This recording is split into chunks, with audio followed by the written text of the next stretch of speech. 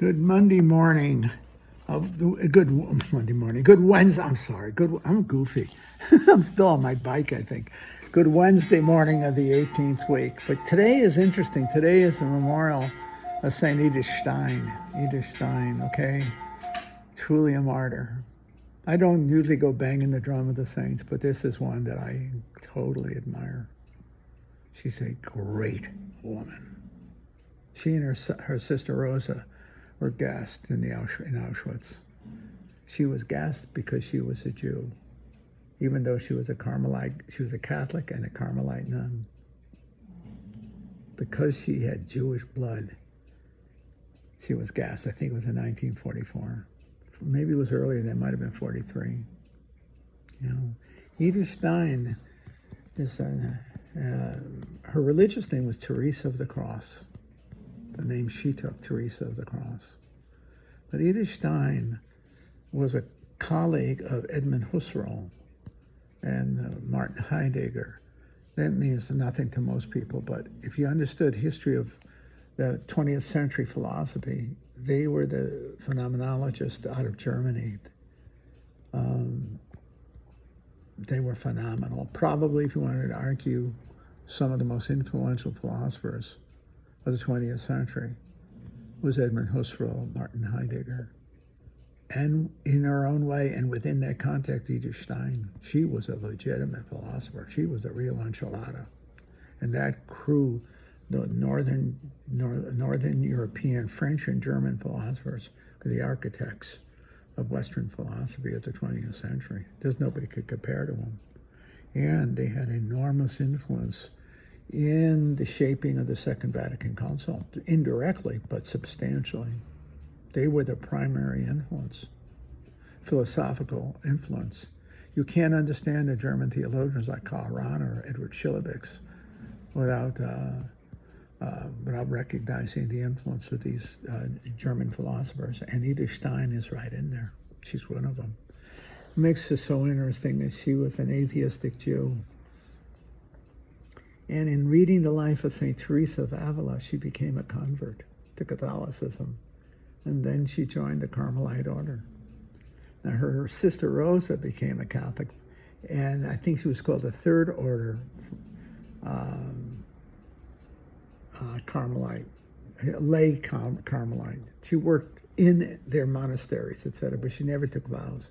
But Teresa of the Cross, Edith Stein did.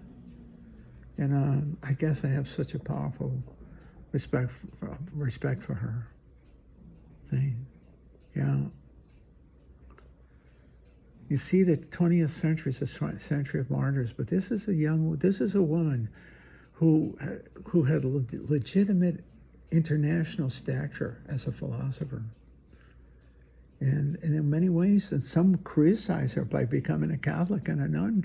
She lost all that her voice in that very particular world, that very special world, okay? But on the other hand, her faith, she became a woman of faith. And she died not because she was a nun or a Catholic, but because she was Jewish. She and her sister.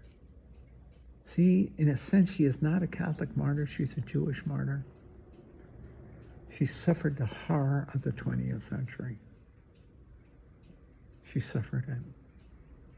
And I think the church does well to canonize and model for our times, and maybe in perpetuity, those martyrs who died in the concentration camps for what they were, especially Jews. They died just by being a Jew. There's one of the popes said the 20th century was a century of horror. He's certainly right about the first half of it. And certainly between 1939 and 1945. I think between 60 and 80 million people were killed that time. And Edith Stein is one of the martyrs of that time. There were probably thousands more. She represents all the Jews who went to the camps. She represents them. She is the symbol of them. She died for the same reason they died. Not because she was smart, not because she was Catholic, not because she was a a nun and a member of the Carmelite orders because she was a Jew. Just precisely for that reason.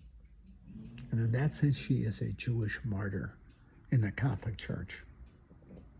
I'm so pleased the Church canonized her. So pleased.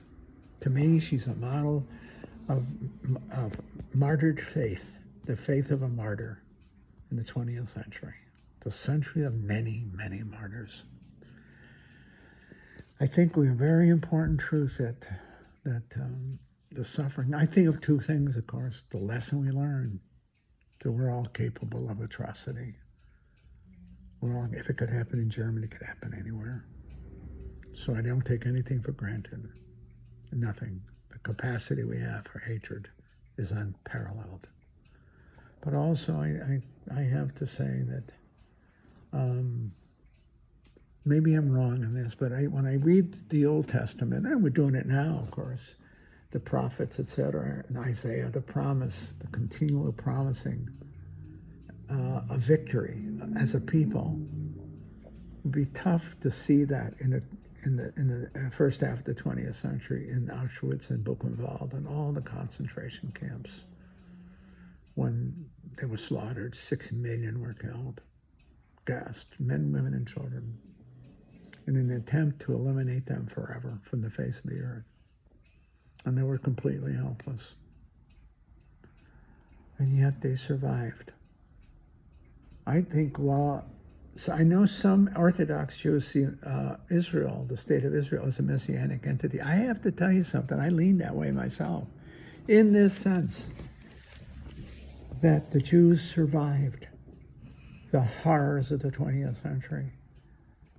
And they created a new state, the state of Israel, through the United Nations. And it's a model of democracy.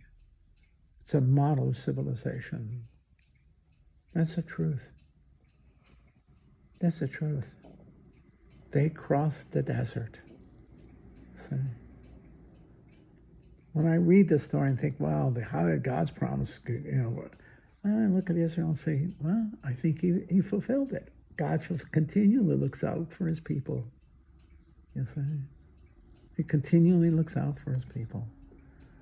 Of course, when I think of the complete fulfillment of the Messianic promise, how can I not? I'm a Christian. I see it in Christ, the church.